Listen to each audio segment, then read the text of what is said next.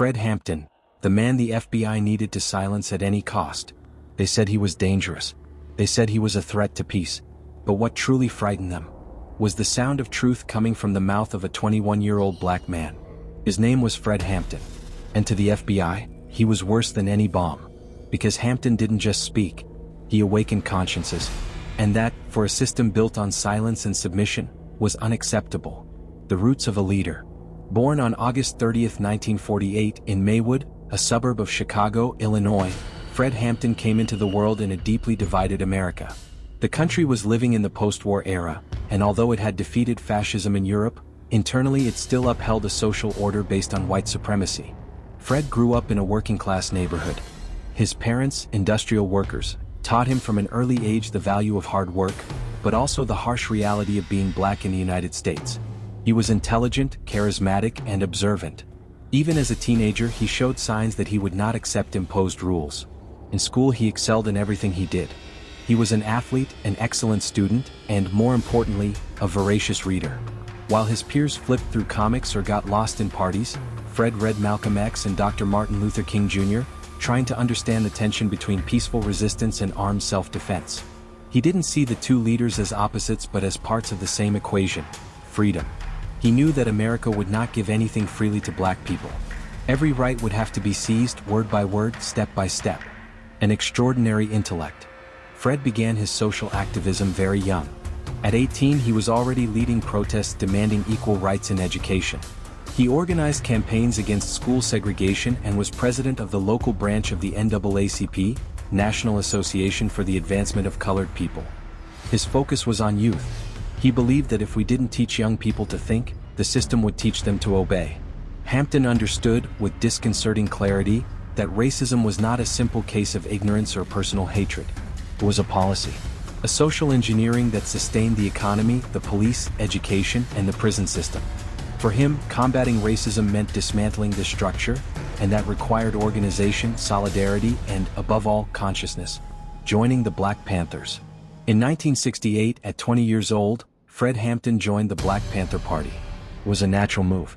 The Panthers defended the right to self-defense but went far beyond that. They created breakfast programs for children, free clinics, political education programs. They understood that the revolution begins with bread on the table and knowledge in hand. Fred quickly stood out and in a short time, was appointed interim chairman of the Illinois chapter. His meteoric rise frightened the powerful and enchanted the poor. Unlike many leaders, Fred didn't want to be a hero. He wanted to be useful. He was firm, direct, and tireless. He slept few hours, spoke at assemblies, visited families, organized community efforts. His rhetoric was powerful, but his commitment to practice was even more so. The thread of unity. But perhaps his most radical, and therefore most threatening, action was the creation of the Rainbow Coalition. Fred began to unite historically divided groups. The Young Lords, Latinos, mainly Puerto Ricans, the Young Patriots, poor whites from the southern U.S., and the Black Panthers. It was an unprecedented movement, blacks, whites, and Latinos together.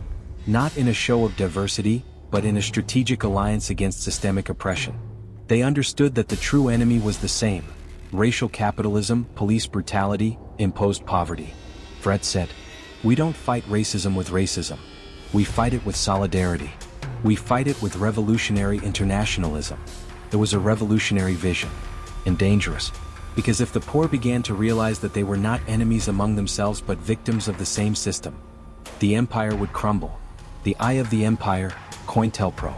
It was then that J. Edgar Hoover, the FBI director, decided to act. Hoover, who had commanded the FBI like a monarch for decades, saw the Black Panthers as the greatest internal enemy of the U.S. He didn't hide his fear. The greatest threat to the internal security of the United States is the emergence of a black messiah who could unify the radical movements. Fred Hampton was that messiah. The COINTELPRO program was created to sabotage and destroy movements considered subversive. It used espionage, infiltration, disinformation, and assassinations disguised as confrontations. Fred became target number one. The enemy among U.S., William O'Neill. William O'Neill was a young black man arrested for car theft. The FBI made him an offer: either go to jail or work for them. He chose the latter. O'Neill infiltrated the core of the movement. He even became Fred's head of security. He carried and brought information, meetings, weapons, maps, schedules. He helped assemble the dossier that would result in the fatal attack. In fact, it was he who drugged Fred with a powerful sedative the night before the massacre. December 4, 1969, the day silence was shot. In the early hours of December 4, the Chicago police, in a coordinated action with the FBI, raided Fred Hampton's apartment, who was sleeping next to his partner, Deborah Johnson, 8 months pregnant. Fred was unconscious, unable to react. The police fired more than 90 times. Most of the shots came from them. The apartment was riddled with bullets. Witnesses report that Fred barely had time to wake up. According to accounts, he only groaned. A police officer then said, "He's still breathing." And then 2 final shots. Executed at point-blank range. 21 years old. Murdered by the state. The official report tried to claim there was a shootout. But an independent forensic analysis revealed the Panthers fired only once. In self-defense. The rest was an execution. After the blood, the lie. The media repeated the official narrative. Armed radical group exchanges gunfire with police. But the truth gradually came to light. Photographs, testimonies, independent investigations showed that the attack was planned. Hampton didn't die in combat. He was assassinated, executed, silenced. And William O'Neill? Years later, tormented by guilt, he gave an interview for the documentary Eyes on the Prize 2, where he tried to justify his actions. But the weight was too great. The night the documentary aired, he threw himself in front of a car. Suicide. The struggle doesn't end with death. When a body falls, the system celebrates. But when memory resists, it trembles. Fred Hampton wasn't an isolated prophet. He was part of a generation that understood that the United States wasn't just a country, it was a project. A project of racial domination, masked by promises of freedom. And he unmasked this with sharp words and practical organization. The state didn't fear him for carrying weapons. It feared him because he taught that the true weapon was consciousness. And even more dangerous, he showed that it wasn't necessary to wait for saviors. That the people could save themselves. The weapons of love and organization. The great irony is that Fred spoke of love. But not the romantic and empty love sung in pop songs. It was radical love, love as a political act. Loving the people, for him, meant protecting them from hunger, ignorance, and brutality. It meant setting up health, education, and housing programs. It meant teaching young black people that they weren't the problem, they were the solution. Fred said, "You can kill a revolutionary, but you can't kill the revolution." This phrase became an epitaph but also a prophecy.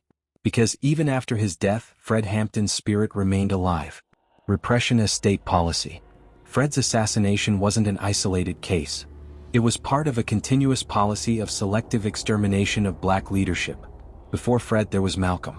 After there was George Jackson, Assata Shakur persecuted, Angela Davis imprisoned. It was as if the state said, "To the black who dreams big, the cell. To the black who leads, the coffin." COINTELPRO wasn't a deviation. It was the manual, the method.